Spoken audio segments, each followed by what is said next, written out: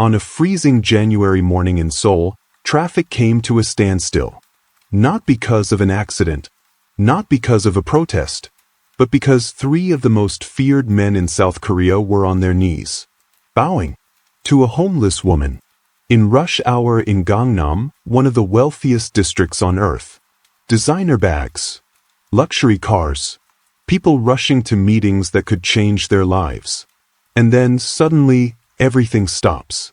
Because in the middle of that pristine sidewalk, three identical men in suits worth more than most people's annual salary are prostrated on the ground, their foreheads touching the pavement, their shoulders shaking with emotion. The woman they're bowing to? She's wearing a tattered military jacket 3 sizes too big. Her hair is matted. Her hands are weathered and scarred. She's the same woman these commuters walked past every single day for 5 years. The woman they ignored. The woman they mocked. The woman who might as well have been invisible.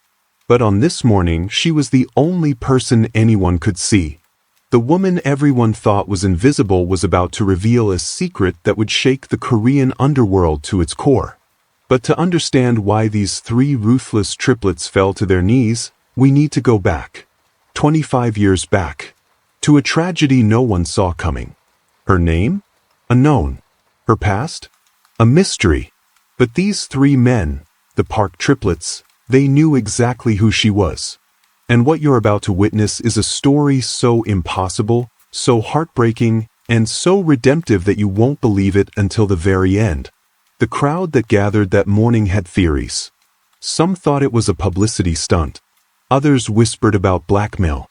A few even suggested supernatural intervention, that this woman was a shaman who held power over these men's souls.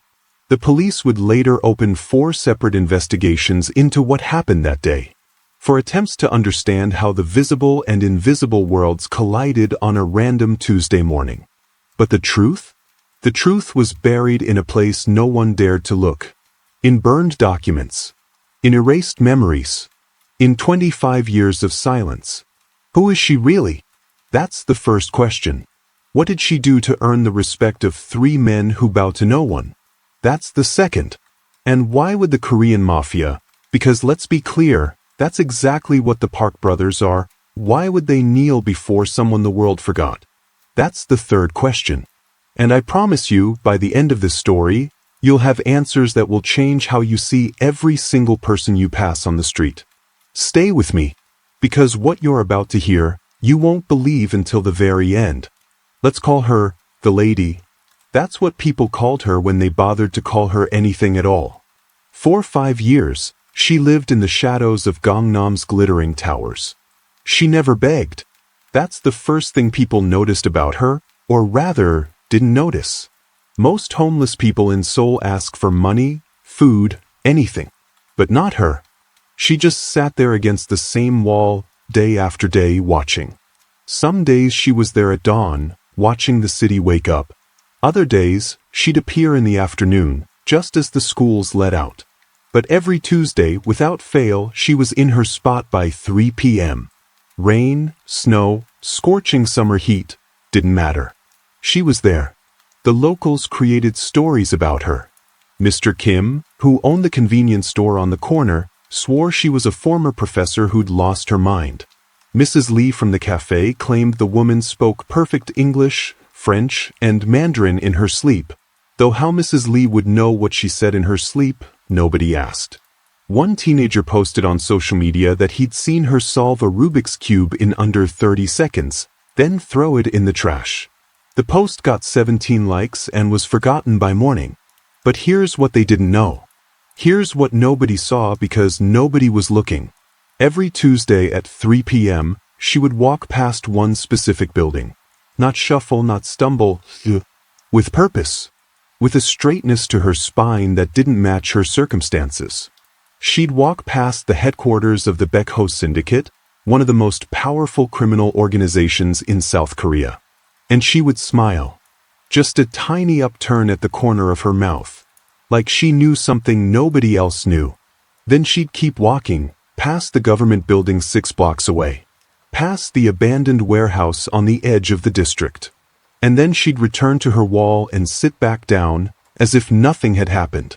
For 5 years, she performed this ritual. And for 5 years, nobody asked why.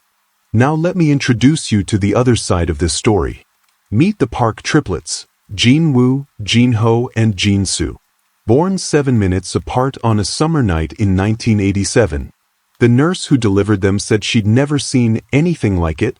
3 identical faces, 3 identical cries, 3 sets of eyes that seemed to look through you rather than at you. Their mother abandoned them at an orphanage when they were 6 months old.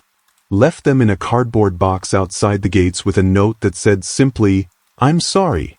I cannot." No names. No explanation. Just 3 babies who looked so alike the orphanage staff had to paint tiny dots on their ankles to tell them apart. Jin-woo got red. Jin-ho got blue. Jin-soo got green. By age 30, those color codes were long gone.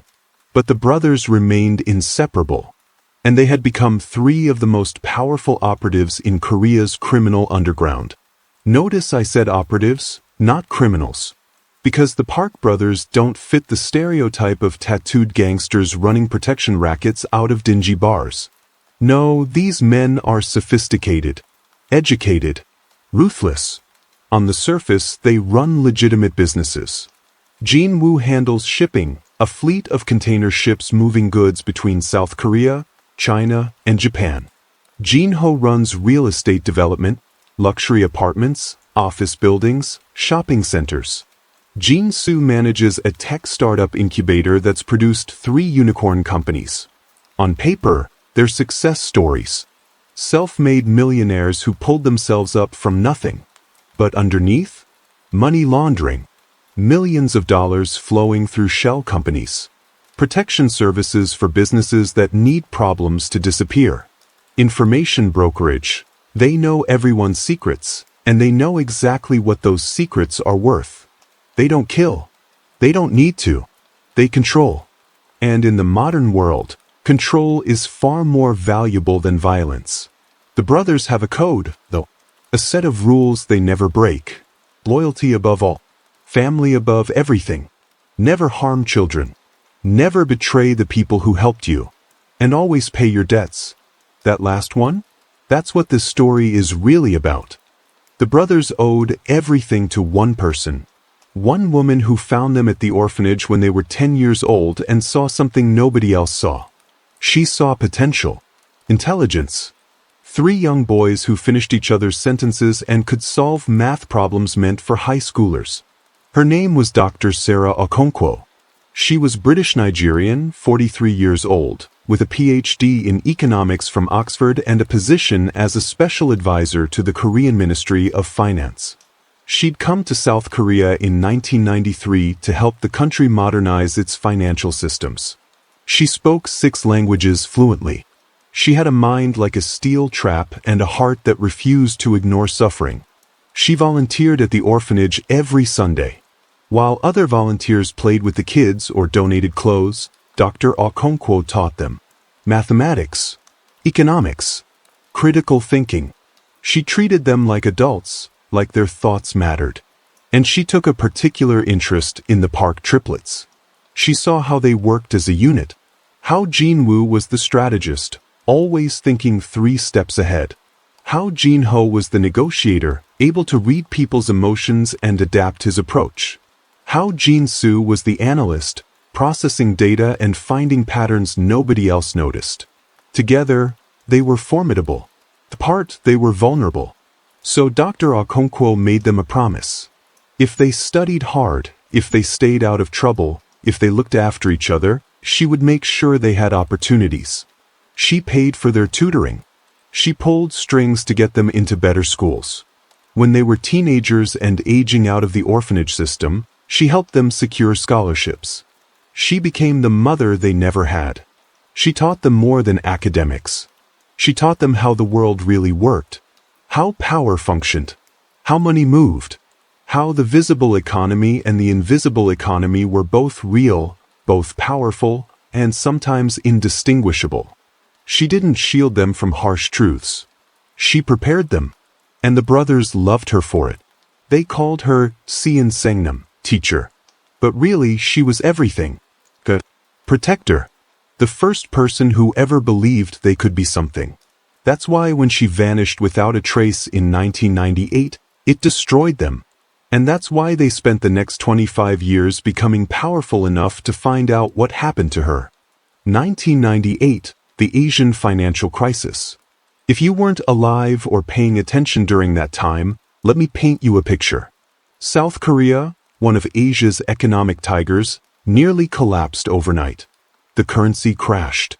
Unemployment hit 8%. Major corporations went bankrupt. Families lost everything. It was chaos. And in the middle of that chaos, Dr. Sarah Okonkwo uncovered something she shouldn't have. She was working late one night in November, analyzing capital flows, trying to figure out where all the money went.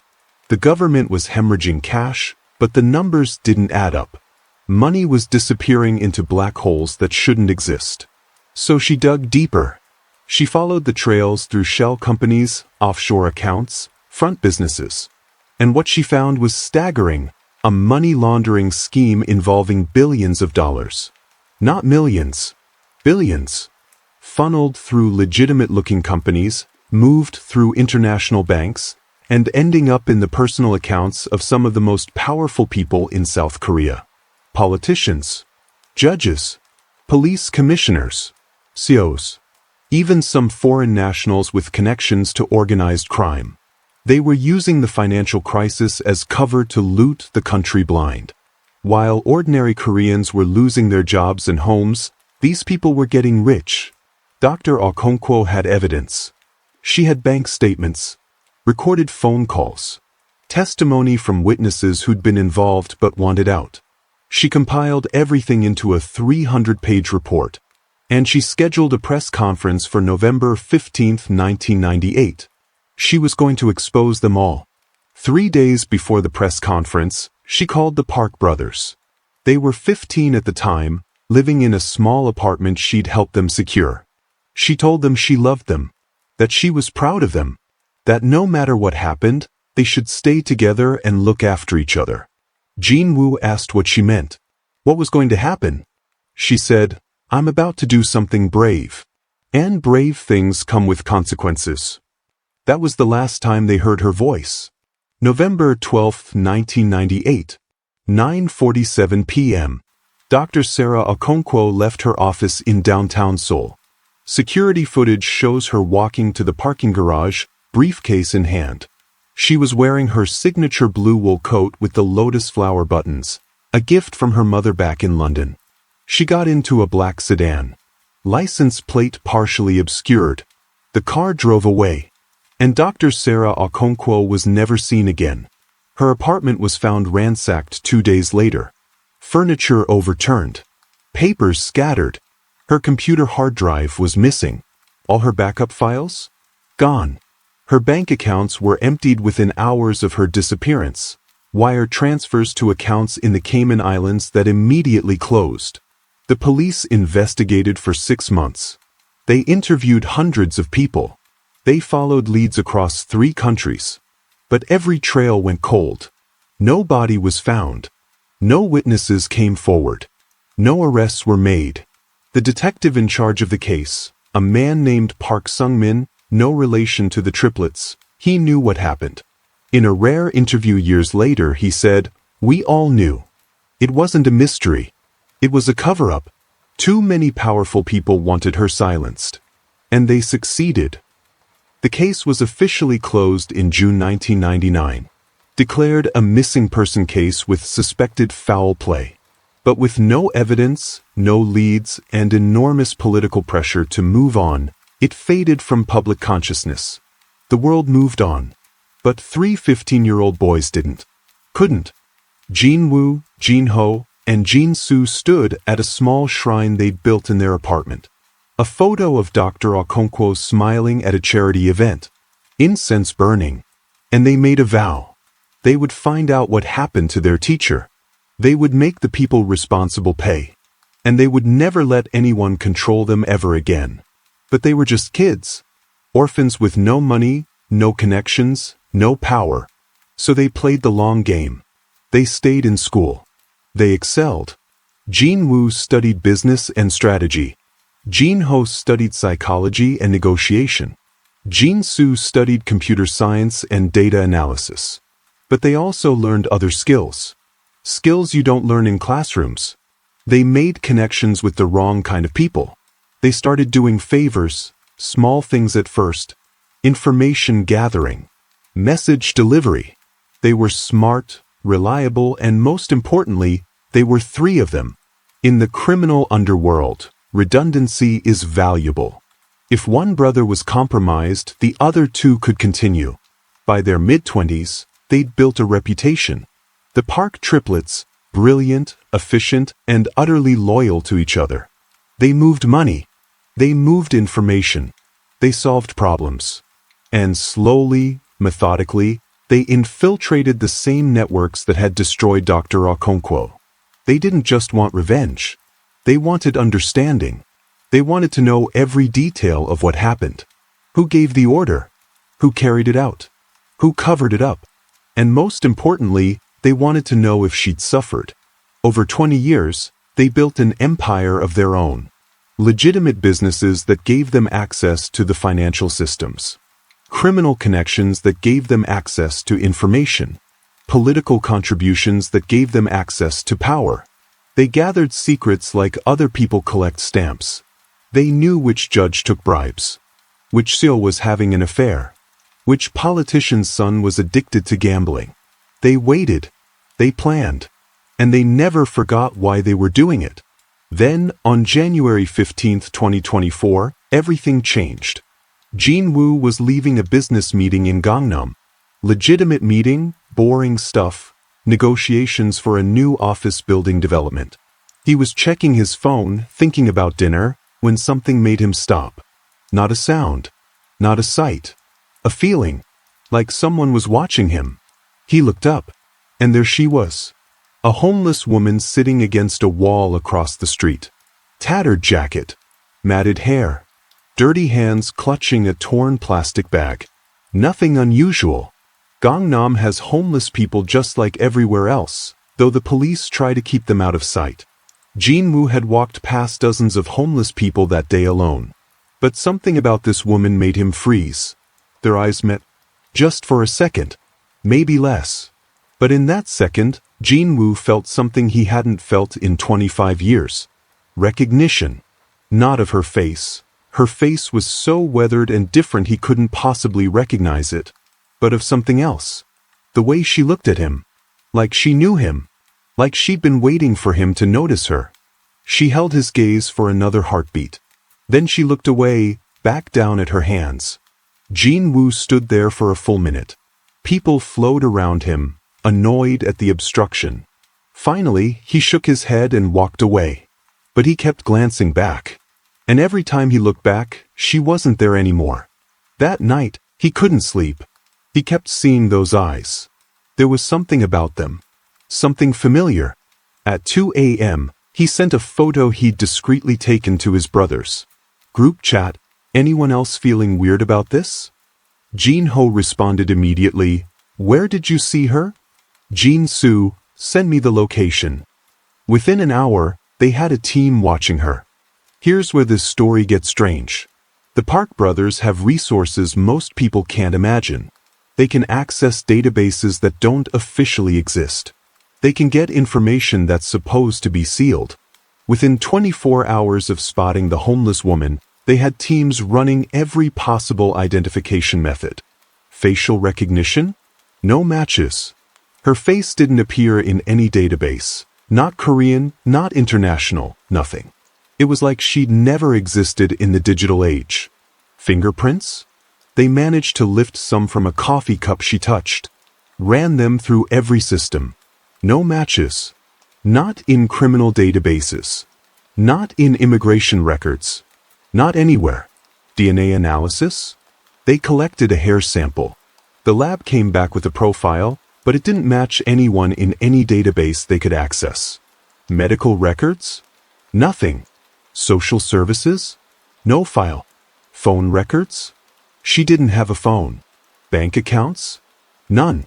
She was a ghost in the system. For the Park brothers, this was impossible. Everyone leaves a trail. Everyone has a digital footprint. But this woman? She had none. So they went old school. They followed her. Around-the-clock surveillance. Two-person teams rotating every 6 hours. They documented everything. Where she went. What she did. Who she talked to, almost no one. What she ate, scraps from convenience store dumpsters, food from kind strangers. And they discovered a pattern. Every single Tuesday at 3 p.m., she would stand up from wherever she was sitting, and she would walk a specific route. Past the Baekho Syndicate headquarters, the brothers' legitimate business office. Past the old Ministry of Finance building where Dr. Okonkwo used to work. And past an abandoned warehouse on the edge of the district. That warehouse? It was the last place Dr. Sarah Okonkwo was seen alive, according to the original police investigation. The black sedan's route had been tracked to that location before the trail went cold. Jin-soo made the connection first. He was reviewing the surveillance footage at 4 a.m., cross-referencing it with old case files he'd acquired through various channels over the years. When he saw it, he called his brothers immediately. "It's not a coincidence," he said. "Those locations mean something to her. Jin-ho, or she's just walking in circles because she's mentally ill. Jin-woo, test her. Talk to her. See if she responds." So they tried. Jin-ho volunteered. He was the best at reading people, the most approachable of the three. He walked up to her spot one afternoon with a bag of food from a nice restaurant. Kimbap, soup, even a dessert. He crouched down to her level, held out the bag. "Annyeonghaseyo. I thought you might be hungry." She didn't move. Didn't even look up. Jin-ho tried again in English. "Please. Take it." Nothing. He set the bag down next to her and started to walk away. Then he heard a sound. A tiny movement. He turned back. She'd pushed the bag away. But in doing so, something had fallen from her pocket. A small object on the ground between them. Jin-ho picked it up. A button. Silver, slightly tarnished. Engraved with a lotus flower. His heart stopped. He'd seen that button before. He'd held one exactly like it. Because 25 years ago, when Jin-woo was 12 years old, Dr. Okonkwo had given him a button from her coat. She'd sewn a new one on to replace it. She'd told him to keep it as a reminder that she'd always look after them. Jin-woo had kept that button in a small box at home. He looked at it sometimes when he needed to remember why he was doing what he was doing. And now this homeless woman had an identical one. Jin-ho stared at her. She looked back at him. And for just a moment, he saw something in her eyes. Not confusion. Not fear. Something else. Sadness. The brothers met that night in Jin-woo's apartment. Jin-ho placed the button on the table. The three of them stared at it like it was a bomb. "Theory 1, Jin-ho said. "She found it. Scavenged it from somewhere. It's a coincidence." Jin-soo shook his head. The probability of her randomly having this exact button and walking past those exact locations every Tuesday is astronomically low. "Theory 2, Jin-ho continued. "She's a con artist. She researched us. Found out about Dr. Okonkwo.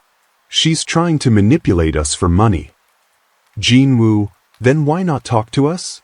Why not make her pitch? Silence.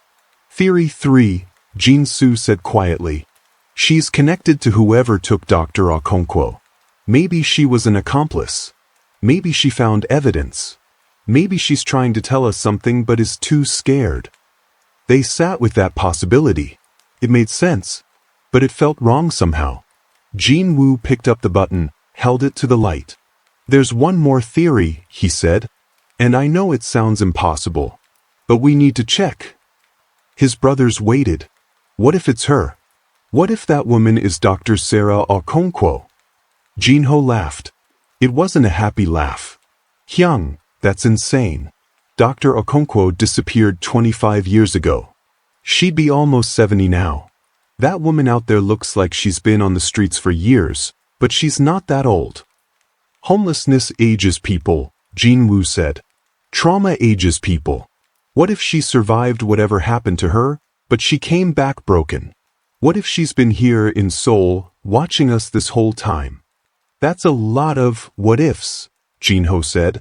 Jin-soo was quiet, running calculations in his head. Finally, there's one way to know for sure. DNA. Getting a DNA sample wasn't hard. They'd already collected hair. The hard part was getting something to compare it to. Dr. Okonkwo had no known family in Korea. No medical records that would include DNA. The brothers had to get creative. They found an old hairbrush in a box of Dr. Okonkwo's possessions that had been in police evidence storage and later released to next of kin, which the brothers had fraudulently claimed to be years ago. They'd kept all her things, hoping someday they'd find answers. They sent samples to 3 different labs. Reputable places that had no connection to each other. They didn't want to risk contamination or error. And then they waited. For days later, the results came back. All 3 labs. Same conclusion. 99.7% match. Allowing for degradation of the older sample and margin of error, the homeless woman they'd been watching was, with near certainty, Dr. Sarah Okonkwo. Jin-woo read the report 3 times. Jin-ho threw up in the bathroom. Jin-soo just sat there, staring at the wall. She was alive. After 25 years, she was alive. But that raised an even bigger question. How did she survive? Why did she disappear? And why was she living on the streets? They needed answers. And there was only one person who could give them. On January 28, 2024, the Park brothers made their move. They came at night, after the streets had quieted. No guards, no assistants, no weapons. Just 3 men in casual clothes, looking for a woman who used to be their whole world. They found her in her usual spot. She was awake, staring at the sky. Light from the street lamps caught her face, and for the first time, Jin-woo could see it. Past the dirt and the weathering and the years.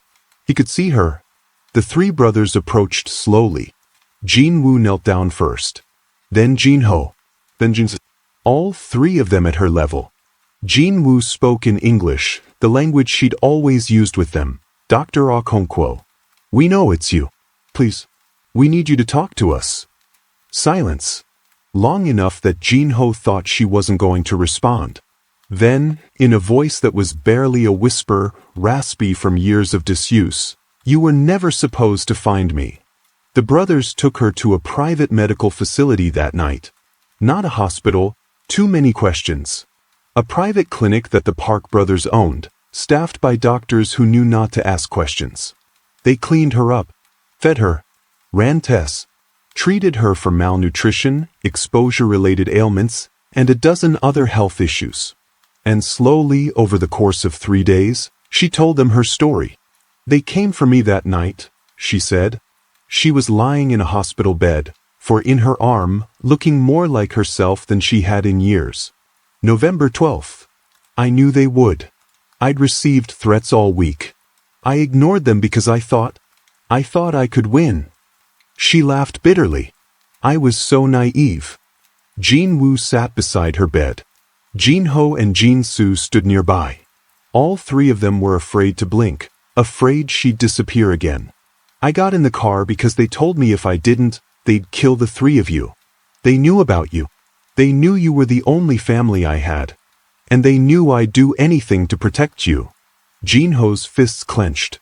Jin-soo closed his eyes. They took me to that warehouse, she continued. The one on the edge of Gangnam. There were 5 of them. Government agents, or at least they had government credentials. They offered me a choice. She paused, took a shaky breath. Disappear or die. If I went public with what I knew, they'd kill me. But more than that, they'd kill everyone I loved. You 3 specifically. They had your names, your school, everything. They showed me photos of you from that week. Walking to school. Sitting in class. They said it would be easy to make it look like an accident. Jin-woo felt like he was going to be sick. So I made a deal, Dr. Okonkwo said. I'd vanish. Fake my death. Never contact anyone again. In exchange, you'd be safe. They'd never touch you. But they didn't kill you, Jin-soo said. No. They were smarter than that. If they killed me, my evidence might surface. I'd told them I had contingency plans, documents that would be released if anything happened to me. It was a bluff, but they believed it. So instead, they gave me a new identity. Fake passport, fake papers, fake background. And they exiled me. Where did they send you? Jin-ho asked. Mongolia, first. Then Kazakhstan. Then they moved me around every few months for 2 years. Always remote places. Always under surveillance. I was a prisoner without bars. She looked out the window, at the Seoul skyline glittering in the night. But in 2019, something changed. The regime changed.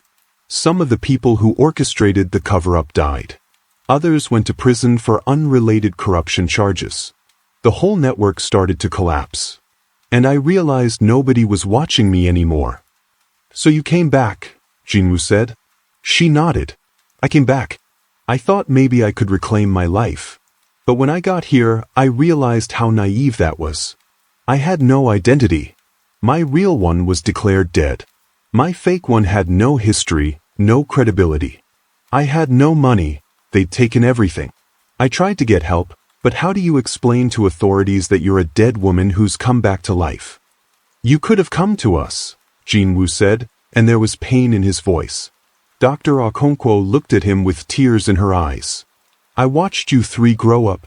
Did you know that? Over the years, I found ways to check on you. Hacked into databases. Called in favors from old colleagues.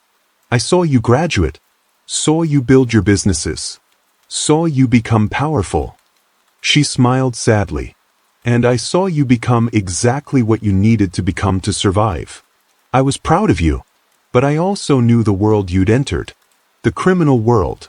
And I knew if you found out I was alive, you'd tear that world apart looking for answers.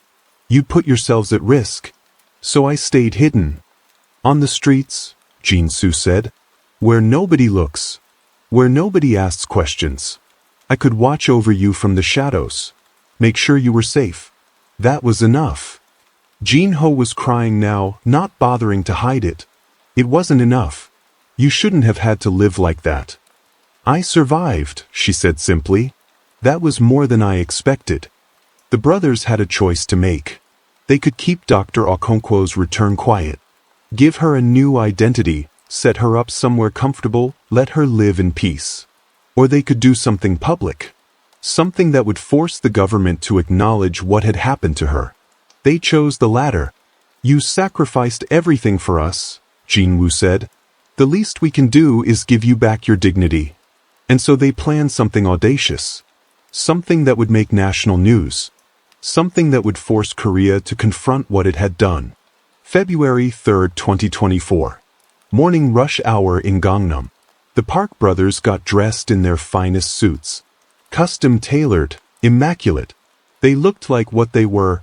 Powerful men who controlled more than most people could imagine. And they walked to the spot where Dr. Okonkwo used to sit every day. She was there at their request. Still in her homeless clothes. They'd offered to dress her up, but she'd refused. Let them see what they did to me, she'd said. A crowd started to gather immediately. The Park triplets were recognizable. 3 identical men in expensive suits commanded attention. People pulled out phones. Started filming. Jin-woo spoke first, loud enough for everyone to hear. This woman saved our lives. Jin-ho continued. This woman is our mother. Not by blood but by choice. Jin-soo finished. And we have failed her. And then, in perfect synchronization, all 3 brothers knelt. Not a casual kneel. A full bow, traditional and deep, foreheads to the ground. The kind of bow reserved for the highest respect in Korean culture. Traffic stopped. People stared. The silence was absolute. Jin-woo spoke again, voice breaking. Her name is Dr. Sarah Okonkwo. 25 years ago, she was going to expose corruption at the highest levels of our government. Instead of being protected, she was threatened.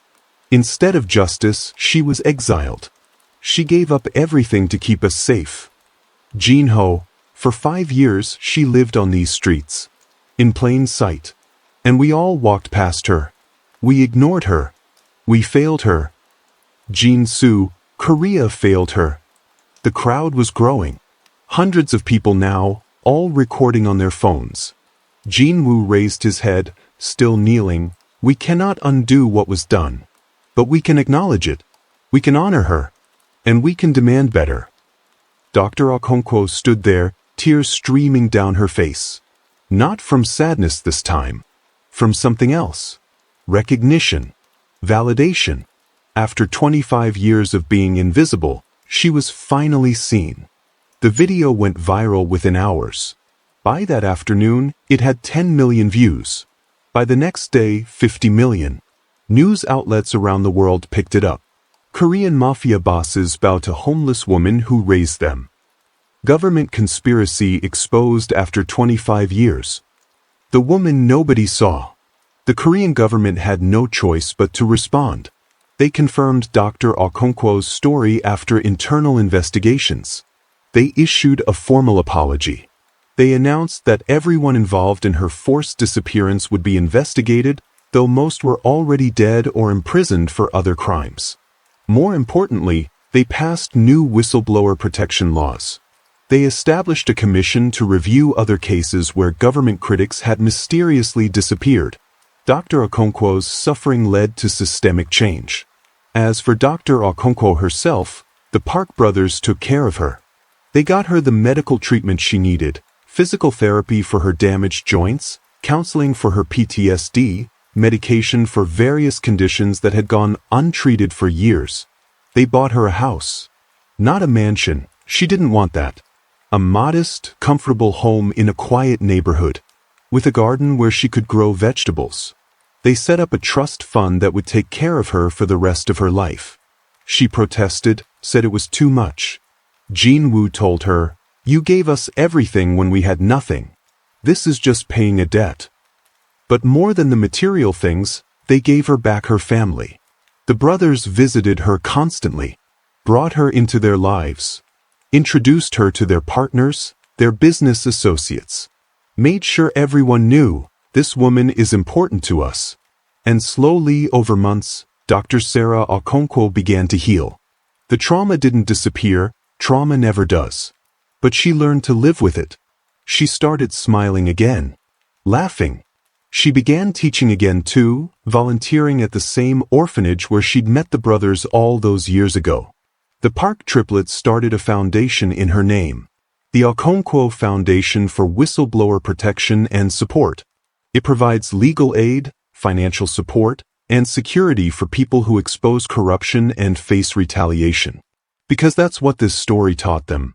Courage comes with costs, and society has a responsibility to protect those who fight for what's right.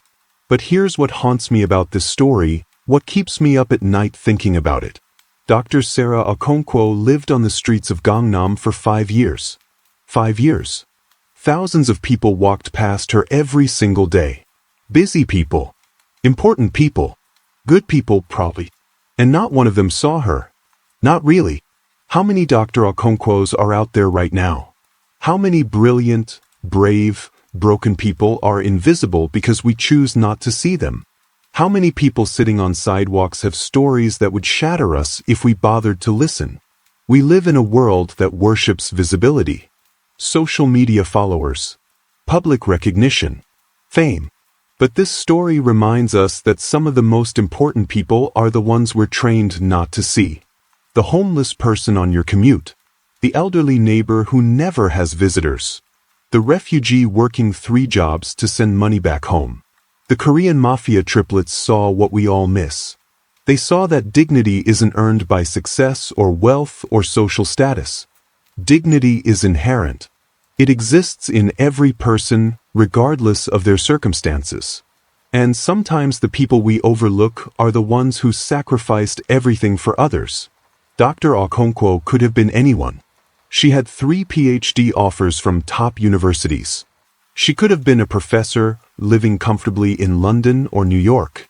She could have ignored the corruption she found and kept her cushy government position. But she chose to fight. And the system punished her for it. 25 years. That's how long she paid for her courage. 25 years of exile, fear, homelessness, and invisibility. But here's the thing that gives me hope. She survived. Against impossible odds, she survived. And not just survived, she never stopped caring.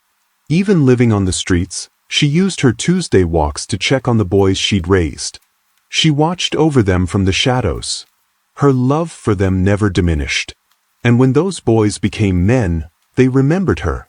They never stopped looking for her. And when they finally found her, they didn't just give her money or a place to stay. They gave her back her dignity. Publicly. Irrevocably. That bow in the middle of Gangnam wasn't just a personal gesture. It was a statement. It said, "We see you. We honor you. Your sacrifice mattered." So I'll ask you this, and I really want you to think about it. Who are you walking past? Who have you made invisible through indifference or discomfort or the simple human tendency to look away from suffering? Maybe you can't change their circumstances. Maybe you can't solve homelessness or poverty or injustice. But you can see them. You can acknowledge their humanity. You can recognize that every person has a story, and some of those stories would break your heart if you knew them. The Park brothers learned this lesson the hard way. Don't make the same mistake they did. Don't wait 25 years to honor the people who matter. Look around you. Really look. That person you ignore every day might be someone's whole world. They might be a hero who paid the price for their courage. They might be a Dr. Sarah Okonkwo, waiting for someone to finally see them. Was justice really served in this story? I don't know. The people who hurt Dr. Okonkwo mostly escaped punishment. Some died of old age. Others are in prison for different crimes. The system that allowed her persecution still exists, even with reforms. But maybe justice isn't always about punishment. Maybe sometimes it's about recognition, restoration, giving someone back what was taken from them. Not their years, you can't return those, but their dignity, their story, their right to be seen. Dr. Sarah Okonkwo is 68 years old now. She lives quietly in Seoul. She tends her garden. She teaches kids at the orphanage. She has Sunday dinners with 3 men who love her like sons. Is that justice? Is that enough? I think only she can answer that. But I know this. She's no longer invisible. And for someone who spent 5 years being looked through like she wasn't even there, maybe being seen is its own kind of justice. This story raises so many questions. What would you have done in Dr. Okonkwo's position? Would you have stayed silent to protect the people you loved? Or would you have fought, consequences be damned? What about the Park brothers? They built their empire in the criminal underworld. They did things that weren't legal, probably things that weren't ethical. But they did it to find her, to protect her, to honor her. Does the end justify the means? And what about us, the observers? We watch these stories unfold and we feel moved, we feel angry, we feel inspired. But then we close the video and we go back to our lives and we walk past the same invisible people we always do. Does knowing their stories matter if we don't change our behavior? I don't have answers to these questions. But I think asking them is important. I think sitting with the discomfort of not knowing is important. Because stories like this one aren't just entertainment. They're mirrors. They show us who we are and who we could be. They challenge us to do better. If you're still watching, I want to hear from you. Drop a comment and tell me, what's your take on this story? Do you think the Park brothers did the right thing?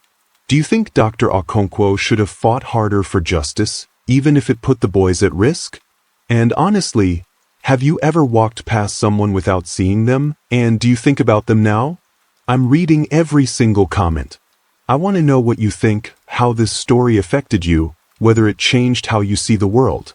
And if you thought this story was shocking, wait until you hear what I'm covering next. The billionaire who faked his death twice. The evidence that suggests he's still alive. And the family members who are hunting him down. It's a story that makes this one look simple. If you want to see it, hit that subscribe button right now. But before you go, I want to leave you with one more thought. This video is about a woman who was invisible and 3 men who refused to let her stay that way. But really, it's about all of us.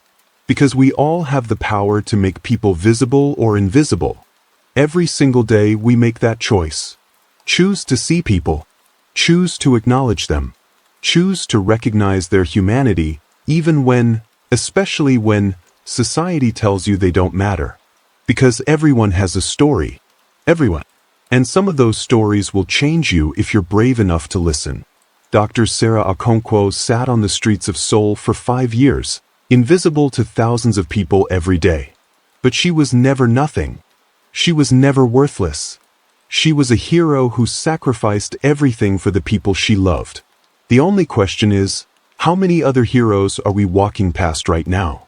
If this video made you think differently about the people you see every day, hit that like button. If it moved you, share it with someone who needs to hear this story. And if you want more stories like this, stories that challenge you, that make you uncomfortable, that force you to confront hard truths, subscribe to this channel. I'll see you in the next one. And remember, everyone you meet is fighting a battle you know nothing about. Be kind. Be curious. And most importantly, be willing to see. What's your take on all this? Comment below. I'm reading every single one. Let's keep this conversation going.